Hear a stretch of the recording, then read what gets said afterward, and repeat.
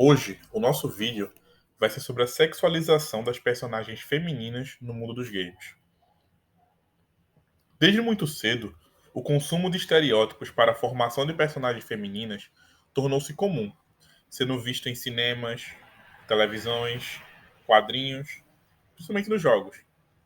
De acordo com um estudo do Centro Universitário de Santana, nos personagens masculinos vemos um retrato do herói, a imagem de poder, o que não acontece com as figuras femininas, aos quais são inspiradas em um biotipo inalcançável, rostos simétricos, cabelos perfeitos, seios e bumbuns extremamente grandes, cinturas finas, o perfil da mulher perfeita. Segundo um estudo na Universidade de Indiana, apenas 42% das personagens são protagonistas. As que têm papéis secundários são mais propensas a serem sexualizadas.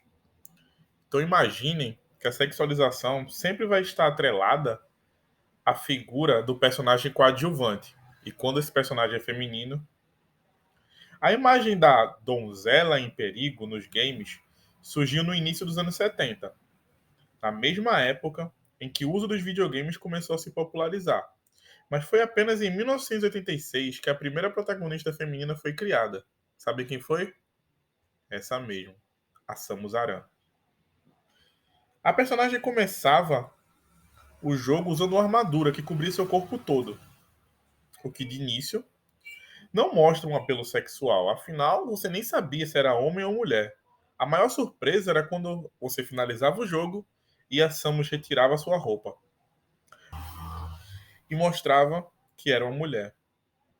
Será que naquela época as pessoas teriam jogado o jogo se soubessem desde o início que o protagonista era a mulher?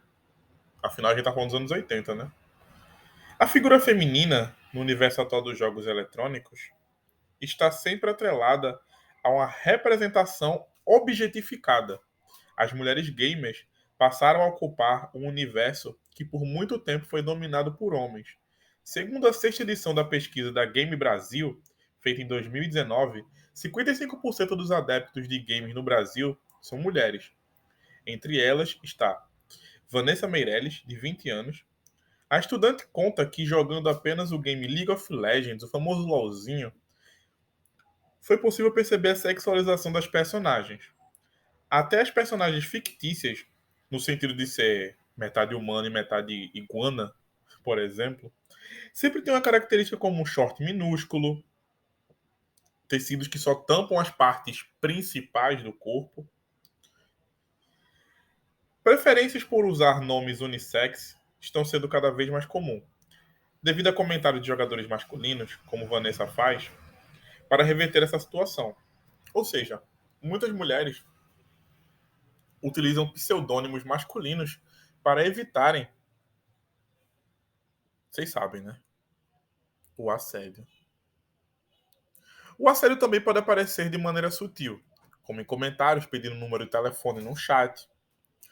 Segundo Marina Neni, a apresentadora da Ubisoft, ela ainda relatou que, por ser mulher, outros jogadores não a levavam a sério durante suas gameplays.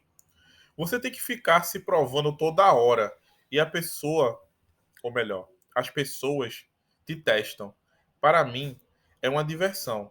Eu gosto de trabalhar com isso, mas deve ser muito difícil sempre estar tendo que provar alguma coisa para algum homem.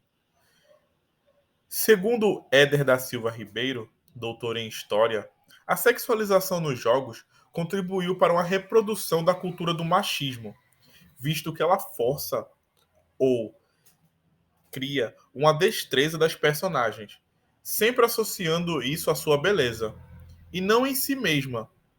Uma personagem não é boa porque ela é boa, ou melhor, ela não é boa porque ela é uma mulher, ela é boa porque ela é bonita, ela é jogada em um jogo porque ela é bonita. Personagens como Chun-Li e Kami no Street Fighter, por exemplo, quantas vezes vocês não escutaram alguém dizendo que escolheram elas porque, bom, elas balançavam até demais, né? Abre aspas. Ainda que de maneira indireta, contribuindo para uma percepção que inferioriza a mulher em relação ao universo masculino, acrescenta.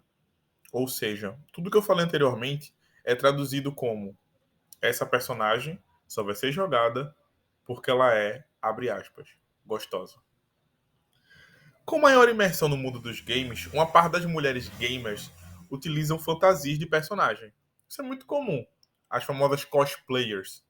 Essas pessoas que se chamam de cosplayers, entretanto, nesse meio, existe muita sexualização, né? Não sei se deu pra vocês perceberem. Objetificação estereotipada para as cosplayers. Ana Clara fala que durante seus 16 anos, ela fez parte, né, desse grupo de cosplays e afirma, abre aspas, algumas são muito sexualizadas ou colocadas em um estereótipo de menina fraca. Por isso, não é muito comum se identificar com elas, diz Ana.